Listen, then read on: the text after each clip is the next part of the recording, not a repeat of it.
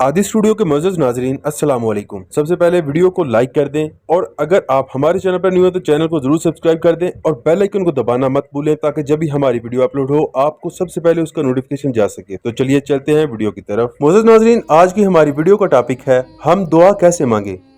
मैं समझता हूँ कि आज के दौर में हमारा ये अलमिया है कि हम दुआ करते हैं लेकिन हमारी दुआ कबूल नहीं होती। उसके पीछे रीजन यही होती है कि हम दुआ तो करते हैं लेकिन हमें दुआ करने का तरीका नहीं पता। हम दुआ तो करते हैं लेकिन हमें इस चीज का पता नहीं कि हम अल्लाह के सामने किस तरह हाथ फैला के गिर गिरा के दुआ मांगे। तो मोअज़्ज़ज़ नाज़रीन, बिना टाइम को वेस्ट किए वीडियो का आगाज करते हैं।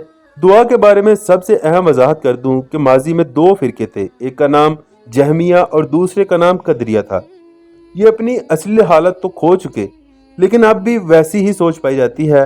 दुआ और तकदीर के बारे में अफरात व तफरीद। तकदीर अल्लाह ने अपने इल्म गैब से लिखी है, कोई कुव्वत नाफजा नहीं है जो हम पर ठोंस दी गई हो। यहाँ दुआ का भी अमल दखल है, हमारी कोशिशों काविश भी इन्हिसार रखती है, नेक अमाल का भी दारो मदार है, दुआओं की कबूलियत के अवामिल भी कार फरमा है। इसलिए इस्लाम को मुस्बित अंदाज में समझने की कोशिश करनी चाहिए। अल्लाह ताला सूरह बकरा आयत नंबर 186 में इरशाद फरमाते हैं, और जब मेरे बंदे मेरे बारे में पूछें तो मैं करीब हूँ, पुकारने वाले का जवाब देता हूँ जब भी वो पुकारे। सो तुम भी मेरे हुक्मों को कबूल किया करो ना, मुझ पर कामिल ईमान रखा करो ताकि मजीद हदायत पाओ। तो मोअज़्ज़ज़ नाज़रीन, इस आयत में अल्लाह ताला ने दुआओं की कबूलियत का वादा अपनी फर्मा बरदारी के साथ जोड़ दिया। इसका हमें ख्याल रखना होगा। तो मोअज़्ज़ज़ नाज़रीन, हम दुआ कैसे करें, इसका आगाज करते हैं अखलास नियत से। दुआ के आदाब में सबसे अहम ये कि अकीदा भी खालिस हो, असबाब ज़राए भी खालिस हों और नियत भी खालिस हो। अल्लाह ताला फरमाता है, उसको पुकारो तो मुखलिस बनकर, दीन को उसी के लिए खालिस करके। सूरह आराफ आयत नंबर 29। इसके बाद आ जाता है दुआ से पहले वजू।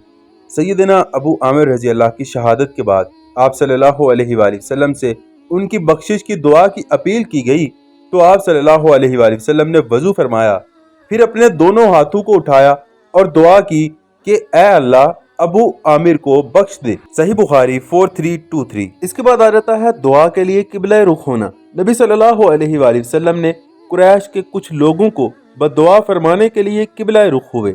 सही बुखारी 3960। दुआ में दुरूद लाजमी। सैयदना उमर रजी अल्लाह ने फरमाया, दुआ जमीन व आसमान के दरमियान मुअल्लिक रहती है जब तक इसमें दुरूद न पढ़ लिया जाए। जामे तिर्मिजी 486। अल्लाह की हम्दो सना की जाए। नबी सल्लल्लाहु अलैहि वसल्लम ने दुआ का तरीका सिखलाया तो फरमाया, पहले अल्लाह की हम्दो सना करो, फिर मुझ पर दुरूद भेजो, फिर दुआ मांगो। इसके बाद आ जाता है अदब तवाज़े के साथ। चूँकि इंसान बहुत बड़े शहंशाह के सामने बेकारी की हैसियत से खड़ा है, इसलिए इंतहाई अदब से सवाल किया जाए। इरशाद है, अपने रब को गिड़गिड़ा कर और चुपके पुकारा करो। सूरह आराफ आयत नंबर 55। इसके बाद तवज्जो और हजूर कलब। नबी सल्लल्लाहु अलैहि वसल्लम ने फरमाया, और जान लो कि अल्लाह ताला गाफिल और लापरवाह दिलों की दुआ कबूल नहीं फरमाता। जामे तिर्मिजी 3479। पहले अपने लिए दुआ। नबी सल्लल्लाहु अलैहि वसल्लम जब किसी को याद करके उसके लिए दुआ करते तो पहले अपने लिए करते। जामे तिर्मिजी 3385। मोअज़्ज़ज़ नाज़रीन, इसके बाद आ जाता है जल्दबाजी से इज्तिनाब। नबी सल्लल्लाहु अलैहि वसल्लम ने फरमाया, बंदे की दुआ उस वक्त तक कबूल होती रहती है जब तक वो गुनाह, कता रहमी की दुआ और जल्दबाजी करके दुआ करनी छोड़ न दे। सही मुस्लिम 6936। इसके बाद कामिल यकीन के साथ। नबी सल्लल्लाहु अलैहि वसल्लम ने फरमाया, तुम अल्लाह ताला से इस तरह दुआ करो कि तुम्हें कबूलियत का कामिल यकीन हो। जामे तिर्मिजी 3479। दो टोक जामे कलमात के साथ।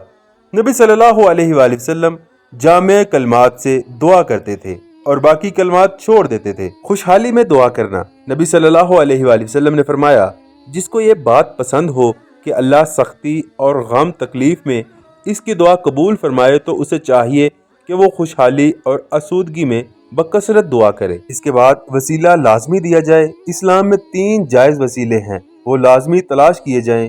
पहला तो ये कि किसी जिंदा नेक इंसान से दुआ करवाई जाए। नबी सल्लल्लाहु अलैहि वसल्लम से सहाबा दुआ करवाया करते थे। दूसरा ये कि अल्लाह के अस्मा व हुस्ना को वसीला बनाया जाए। सूरह आराफ आयत नंबर 180।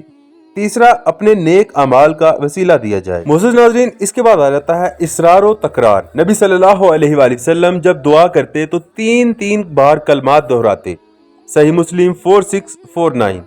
نبی صلی اللہ علیہ وآلہ وسلم نے فرمایا، جب کوئی تم میں سے دعا کرے تو تکرار اور اصرار سے مانگے، کیونکہ وہ اپنے رب سے مخاطب ہے۔ اور آخر میں آ جاتا ہے دعا میں زیادتی سے اجتناب۔ دعا میں حد سے زیادہ نہیں بڑھنا چاہیے یا ایسی دعائیں جو لغو ہوں۔ سورہ اعراف آیت نمبر 55۔ آج کی ویڈیو کا یہی پہ اختتام کرتے ہیں۔ امید ہے آج کی ویڈیو آپ کو پسند آئی ہو۔ ویڈیو اگر پسند آئی ہو تو ویڈیو کو ضرور لائک کر دیں، اور جو بھی ابھی تک چینل پر نیو ہے چینل کو ضرور سبسکرائب کر دیں، اور بیل آئیکن کو دبانا مت بھولیں تاکہ جب بھی ہماری ویڈیو اپلوڈ ہو آپ کو سب سے پہلے اس کا نوٹیفیکیشن جا سکے۔